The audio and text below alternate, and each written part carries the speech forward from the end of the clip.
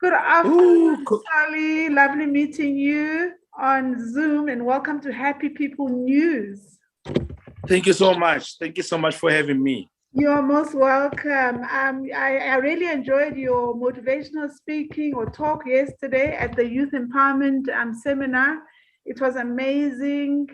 Can you kindly maybe touch on some of the things you mentioned, like your childhood, your upbringing? Yes. I'm sure you hear this over and over. That's the question. That's the number one question, or $1 million question that people ask you. Yeah, always. Like ish. Mm. It's yeah, people they wanna know what in that's it. Yeah. And it keeps on taking me back and back and Really? back. Oh, you don't like repeating it? No, I don't mind, but I mean, I've been saying this thing over and over again. That's why I made sure that my story is on the internet. I see. All right. Yes. But what do you want to know exactly? Now, basically, I just want you to share like your life briefly on your upbringing, and then touch on where the turning point, because our viewers don't know, your story. So you don't have to get into detail, just, what happened, and then the turning point and what actually made you, turn your life around. Okay, yeah. So especially today because it's Father's Day. Yes, and happy Father's Day, by the way. Yeah, well, thank you. Because I was complaining earlier on to say why when it's Father's Day, there's no that hype and proper noise, compared to when there is Valentine's Day, Mother's Day, Women's Month. You see posters everywhere. You see people everywhere in every corner selling products and everything. When it comes to Father's Day, people don't care, Shem. Are you serious? Are you telling me? I'm telling you. No. Have you seen activities around? Have you seen you're right. Have you seen people in the street corner selling something for Father's Day and what? Nothing. I haven't checked. But observe when it's Women's Month, Valentine's Day, Mother's Day. Oh, hey, there's too much hype and noise, But it's okay, it's cool. We get it. Okay, you know what, Sally? I can see you don't want to talk about it. Okay, I'm going to ask you something else, something different. What makes you happy? Because we're Happy People News. We want to know what gives you that kick. Where do you find your peace? And what makes you happy as Sally? What makes me happy is because of, I thank God that I was fortunate enough to find my purpose. Right.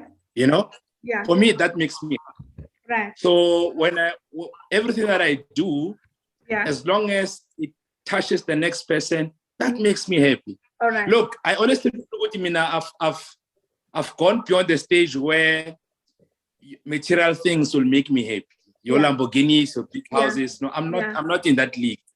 So what makes me happy is to see all my initiatives creating jobs and creating an impact, positive impact, especially to our young people. All right. And how are you doing that? I see you involved in a lot of things. There's the STF, is it a foundation? Yeah. It's called Second Try Foundation because remember, as an ex-offender myself, because when I was growing up, I found myself, I want to put it very nicely. So I was caught up in the life of crime. So I don't want to go in details about that. But obviously, growing up, I grew up as a criminal from the age of 15. I started being a criminal at the age of 15. You've got some thread on your chin. You've got some thread on your chin. There's a thread. No.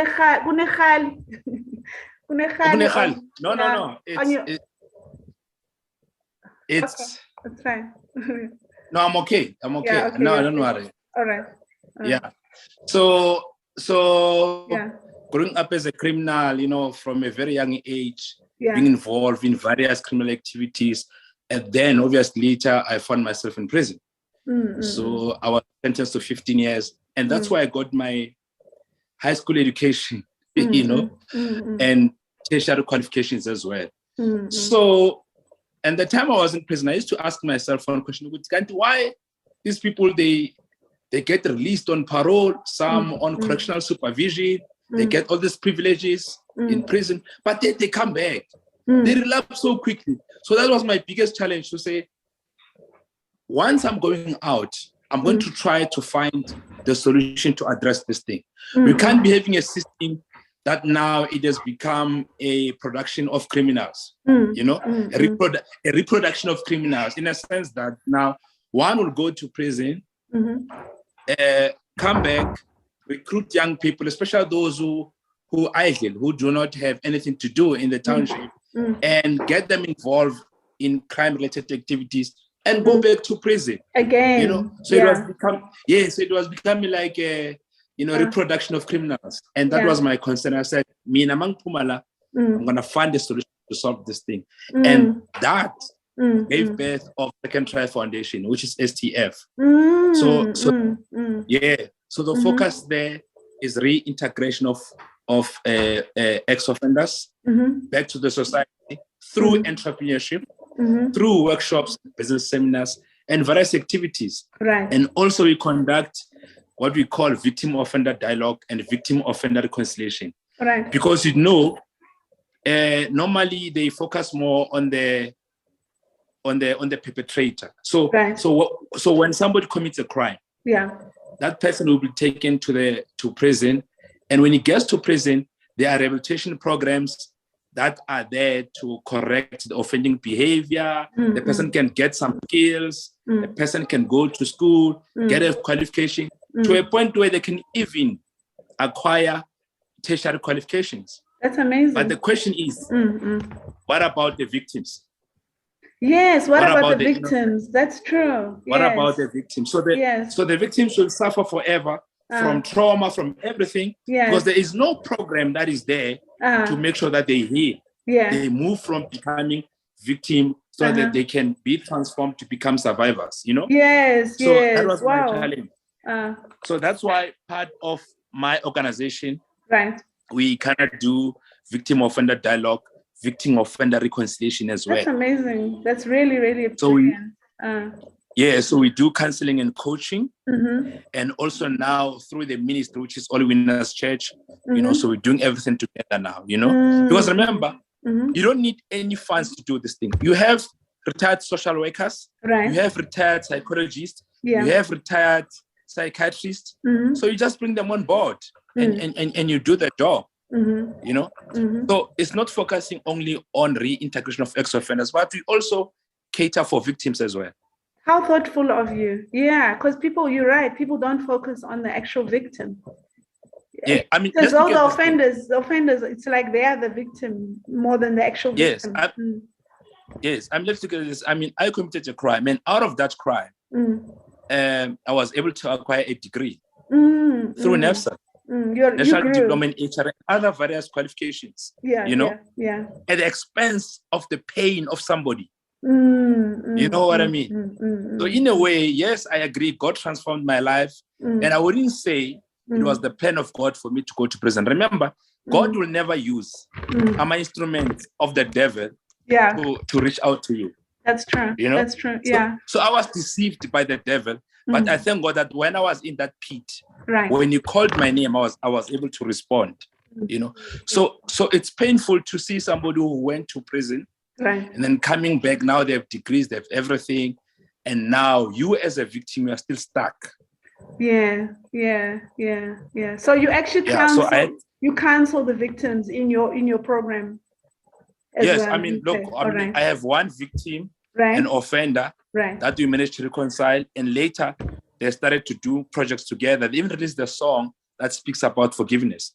Are you serious? So we know about theory. No, Tina, we're not about action. Tina, we're not about sitting, kuluming big English, and we work. There's evidence. No, I like that. I really like that.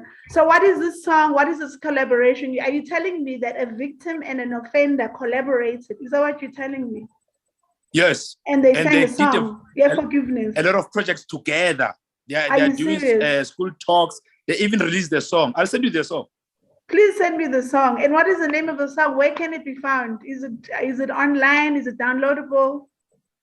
The name of the song is Reconciliation, Second Chance. It's called Second Chance. Wow. I'll even give you their contacts. You can even speak to them. Yeah, please do. Wow, and this is not a recent thing. I mean, this is not a recent thing. This thing took place 6 years back. Wow. And they're still working together. In fact, I even saw the victim, the lady. She was getting married, I think, last week. Oh, okay. Okay. All right. Yeah, yes. Okay. And then another thing, I mean, you are so busy. You are busy in ministry. You are a pastor, right? No, I'm not a pastor. You're not a pastor. I'm just a child of God. Okay, no, I'm a child of God. But you are a pastor. No, I'm not a pastor. You're not a pastor? No. Church. Winners Church. Isn't that your church? No. It's Pastor Jabu Fakuda's church. Oh, it is not your church. I thought that you are a pastor and that is your church. Okay, but still, you are still a pastor, even though it's not formal. We are all supposed to be, as a born again, you're supposed to be a pastor. Yeah. So remember, we're supposed to propagate the word, the gospel. Yes. Remember, we minister in different forms. What you are doing now is ministry. Exactly. So ministry is not only behind the physical pulpit. Yes. Everyone, we all have our pulpit.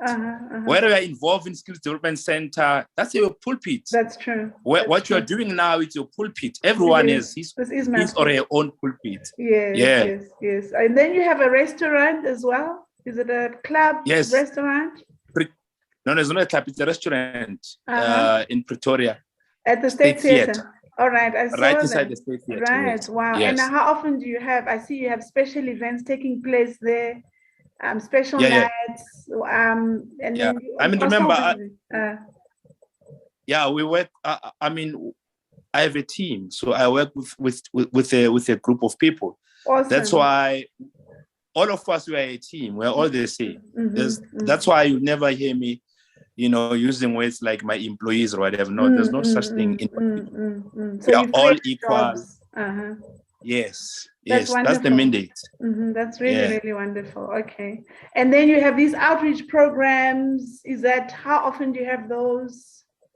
I saw some normally program. Yeah. So normally we do, like on the 16th, we had a. Right. We're providing food and clothing to the homeless, but also to minister to them, to pray for them as well, because I believe that thing in your open the drugs, it's just a spiritual thing, That's true. So we're trying to deliver them from those spirits that always torment them each and every day.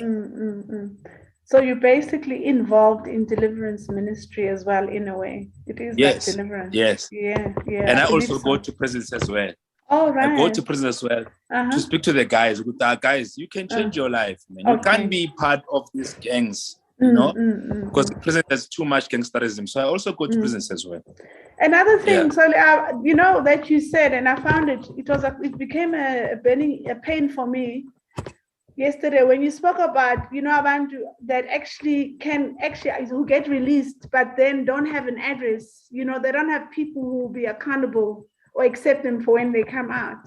So now, are you in your program doing anything about it, or is it something that you're thinking of getting involved in to help those people?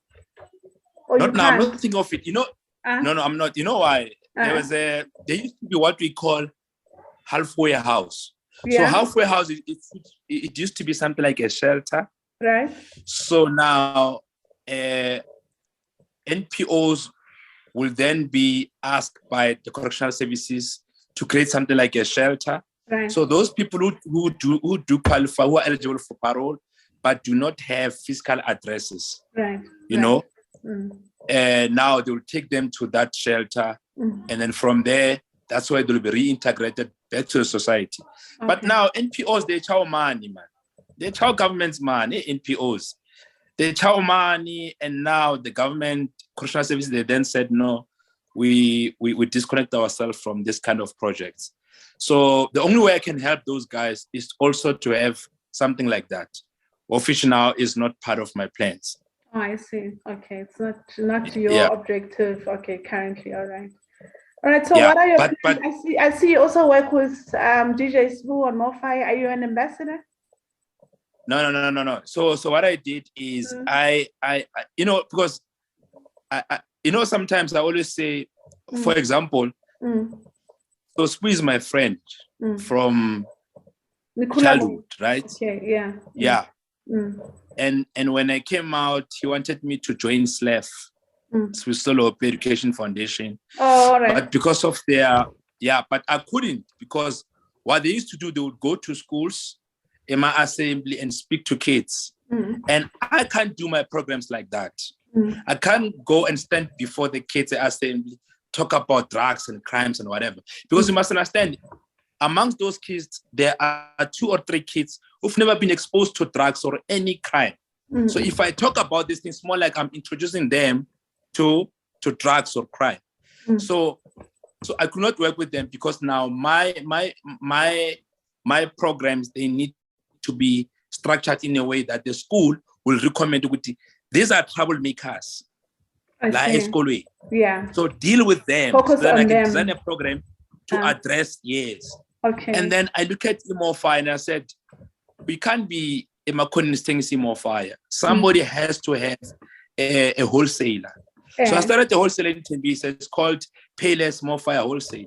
So I'll buy stock from Mofire in bulk and distribute a gas. Okay. And also the fact that if Pick n Pay is listed with Mofire or any retail store, you as a distributor are allowed to distribute to any nearest retail store which is listed with Mofire. No, so I saw awesome. a business opportunity. Okay, no, that's brilliant. You sound like a serial entrepreneur. You are a real entrepreneur, and you travel a lot. You go to China, Dubai. Yes. Is that where you get your stock, or is it for other purposes? No. Initial, remember me measuring economics. Right, so part of my studies, it was international economics. So that's where you learn import and export. Right. So for example, if you're an author, let me put it this way: when God gives you an idea, like I said, it does not give you that idea to uzokala this product or this business for it can be sort of forced or Gauteng or whatever. That idea, it has to be a global idea. That's why the Bible says we need to go into all these 4 corners of the world and preach the gospel. Part of preaching the gospel is to servicing all these 4 corners of the world. There's nothing wrong for you to have your product being consumed in Japan while you are here. We need to, so when I go to China, obviously I buy some stuff, then I sell in Kenya, Botswana, and South Africa. But also, I was going there to look also for investment opportunities. I mean, there's a lot of investment opportunities in China. Because when you go to China, you'll find the Chinese stock exchange market. You're allowed to buy shares there. You can buy shares there. You can buy shares in Dubai. You can buy shares everywhere. So the intention was to look for business opportunities that side, and also to see how can I extend the restaurant to be in China, because when we're in China, we struggle with traditional food, African food. We struggle. I mean, I eat McDonald's when I'm in China always, because I can't eat this things. I don't trust them. They eat snakes, those people. So how is that going? Have you got a footprint there in terms of your own restaurant in China? No, because currently I was trying to work on something similar to Alibaba. Do you know Alibaba? Yeah, I know Alibaba. So when you want to buy hair, people, they go to Alibaba. Yeah. So I was busy in fact, I'm busy with it now, trying to create something that will speak to African market. All right. Unlike if you want to buy hair in China, manje, you go to Alibaba.com, you order La Piana, you're not even sure if this says grade 12A or grade 10A. You're not even sure about the quality and everything. You just, I hope it's grade A. When you buy shoes or handbags, you're not even sure if it's grade A, B, C. So with me, I'll give you a guarantee. No, when you buy, this is grade A, top quality. This is grade B. This is grade C. This is proper hair. And Africans will relate with me, So I'm trying to build that system. No, that's brilliant. Although it costs a lot of money. You're going to have your own platform. I'm going to have my own platform. But on that platform, because I had an import and export event in December. All right. In Pretoria. The attendance was great. So the objective was to identify businesses that I can work with. So, for example, I take your business, into any business here, let it focus on safety kits, safety kit. So your boots, your whatever, overall. When your company, let it focus on electrical appliances. When a company, let it focus on furniture. When you let it focus on textile. So I'm trying to plug in all these companies. I think for me, that will be a better way to avoid tax, you know, to avoid tax legally. So, and also to empower these businesses. So I'm busy with that. So it's not going to only be my platform only. I'm going to plug different businesses. Under that umbrella. So something like as I'm talking to you currently, as I'm talking to you currently, I have a group of import and exporters that I've empowered. Yes, I've helped them to acquire certificates, import and export licenses, all of them. And then you'll be... The only thing that is left is for me to take them to China and show them how things work. Oh, wow. In terms of paying tax, how to buy your kgs on the flight, how to book, where to go, which markets, and to connect them with suppliers. That's awesome. I know it's a big vision. It's gonna take me some few years, but eventually you'll see it's gonna happen. It sounds very exciting. How do I get to know more about it? As you know, as somebody who's in business myself, I'd like to know more about it. Is there something, a page or a brochure? No, like for example, now the only thing I will do is I will just connect you with one of my team. They will help you to get an import and export license. Okay. Then once you get that, now you are ready. Then your business must be active. Your business account must be active. Right. So and then we wait, and then I'll take you through we'll have a Zoom meeting. Right. Then I'll take you through the whole process. All right. And that thing is for free. Motale needs. Okay. And then there's no subscription fee or anything. The criteria that you look for in a business, because I mean, it's like everything is made in China these days. So like if I'm taking my product to China, what criteria are you looking for? Are you looking for things that are uniquely African that cannot be found in China? Or is it just a platform for entrepreneurs to showcase in China? I mean, the objective of no, basically, the aim of this platform is for you. So we empower you so that when you can be able to export your own products. All right. All right. Remember, you cannot come up with a product, energy drink or anything, and then of course. Yeah, you need to know your target Number market. two, you ought to know who are the potential funders. Right. Investors, if it's a private company. If it's an NPO, you ought to know who are your potential donors and funders. In terms of private company, you must know who are the potential funders. And also you must do a research. What is it that you can export to Kenya, Botswana, Mozambique, and all it, in other parts of Africa. All right. So how do people find creating? I'm trying to I'm going to import through these companies. Okay. So for example, I see. All right. I'm going to help you so that if I have a order of, if there's a demand of 200 TVs, smart TV in Botswana, so I'm going to use your company so that we get those items. Then I only take 10%. The rest is yours. Awesome. I like I'm creating that platform. No, that's similar like Alibaba. Okay, I get you. So, but you know what's stopping us now? Yeah. Yes. What's stopping us now is because of the last time I checked, China embassy was not open, so we can't access our visa because there was a COVID. There's another wave of COVID in China. Yeah, it's bad in China. And also there was this issue of Russia and what is it? It was Russia and what? Ukraine. Ukraine. Yes. So once that is sorted and China embassy said to me, Soli, now you can travel with your people. I'm gonna take all these small businesses. Then we go. And I'm gonna show them how we're gonna do these things. I'm coming with. And then each and everyone who was going to be part of this, I'm gonna take that person directly to the market where I want them to specialize. So in closing, Soli, anything, because it's Youth Month, in closing, what would you like to tell the youth? Simple thing, because You see, me, I'm against this thing. When you go to school, you get a qualification. Yeah. Then you are away of CV. I'm against my CV, to be honest. And I'm sorry to say that.